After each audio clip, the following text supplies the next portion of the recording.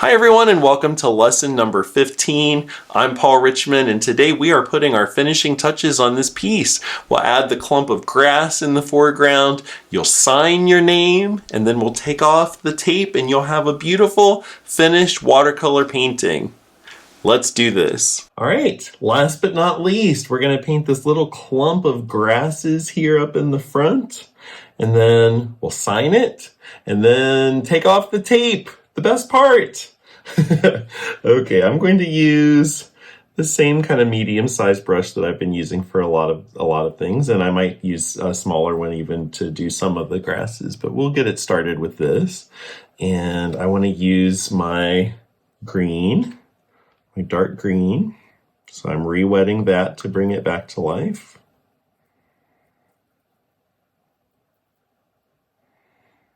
There we go.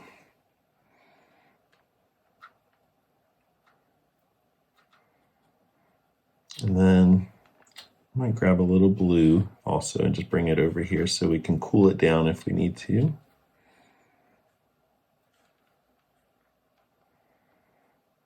And a little purple to darken it if we need to. Okay, got my colors. So to start with, just like anything with watercolor, you don't want to go too dark at first. You want to build up to it. So I'm going to thin it down a little bit and just come in and kind of get the whole main section of it first. That's more solid.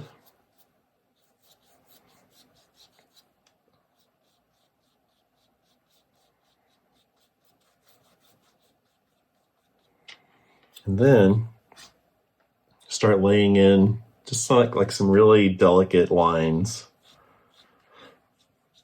You know what? I'm going to switch to my pointy brush because I think that will work better for this.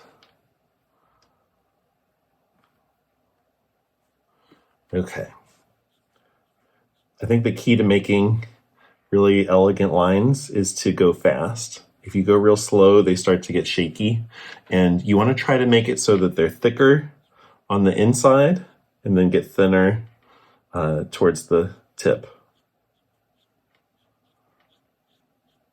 Just really look at the direction that they're falling, even the ones that are, inside of the clump that's coming toward us. You can still throw some brush strokes in there too. Almost just try to make some really delicate, elegant lines. That's what I would go for, almost like calligraphy. And let them overlap each other and try to get as much variety as you can. You notice how in the photo, they don't all go the same direction. Some angle down really far, some go up. So variety is the key here.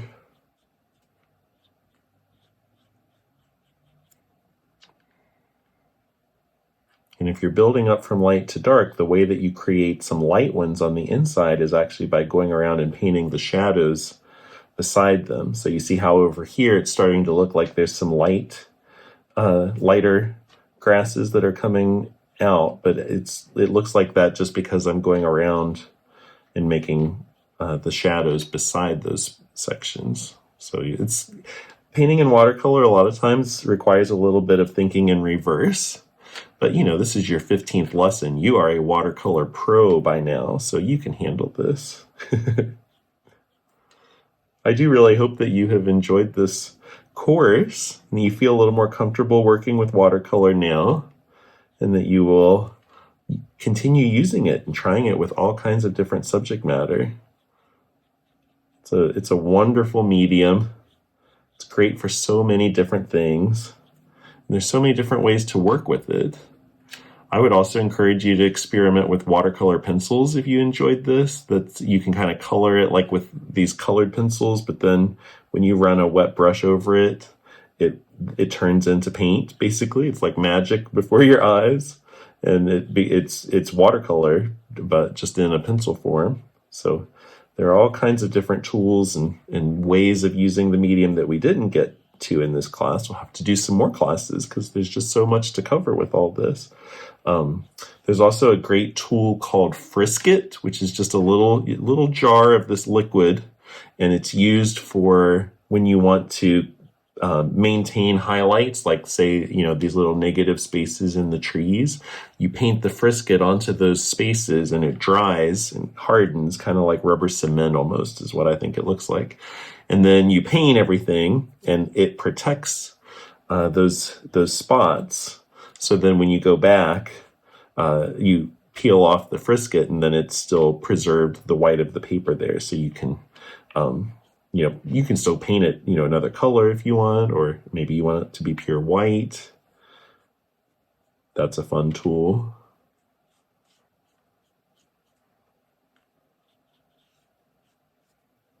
And they make these wonderful paintbrushes now that are great for when you're on the go.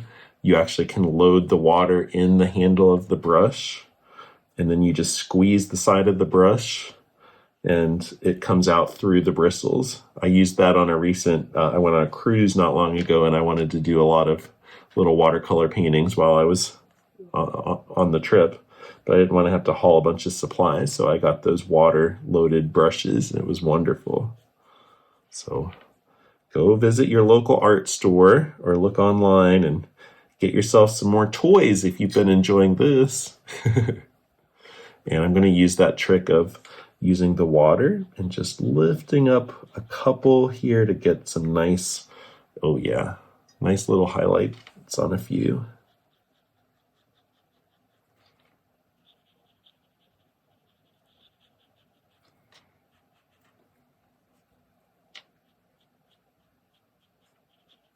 Okay.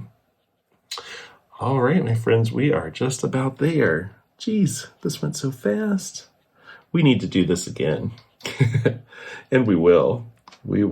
I will be making lots of videos. I already have quite a few out there. So be sure to check those out too if you've enjoyed working with me in this lesson. I love, thinking that there are so many people out there in the world who are making art along with me and learning new skills and techniques as you go. And then take that information and apply it however you want in your style.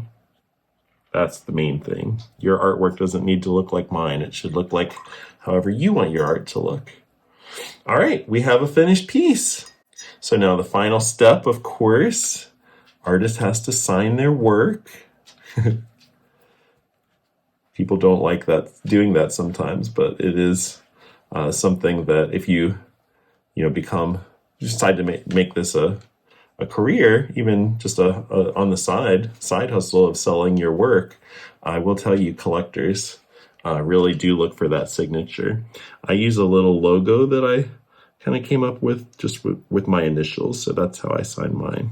And that works just fine, as long as you have something. And then I always sign my full name on the back.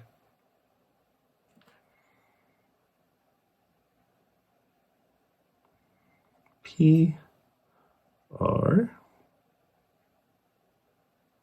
Kind of look like stencil letters. If you don't have a fancy artist signature figured out for yourself yet, that's okay. Just write your name or sign it however you would sign it. And you could do it with a brush, but if you're not comfortable with that, as long as the area is dry, you could do it with a pencil as well. And then, of course, I have to make it fancy.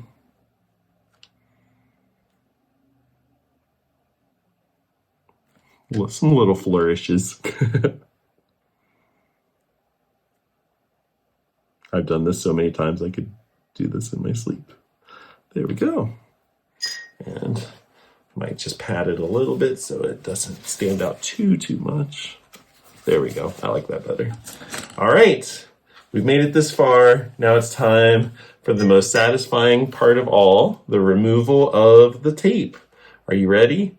Now, the one thing I want to caution you about with this part is be very gentle. You don't want to tear the paper. Okay, so just as eager as I am to see that nice white border, I'm going to take my time and go very slow and pull away from the painting. Look at that. All right, got one side done. I look for where the tape is overlapping so I can pull off the top layer of tape first. Okay, top looks good. next. Very slow and gentle. Don't tear your paper at this stage. That would be tragic.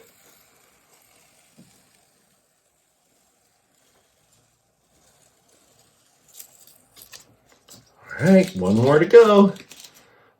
I always hold my breath during this part. That's not a good thing to teach you, though. You should breathe. Breathing is good.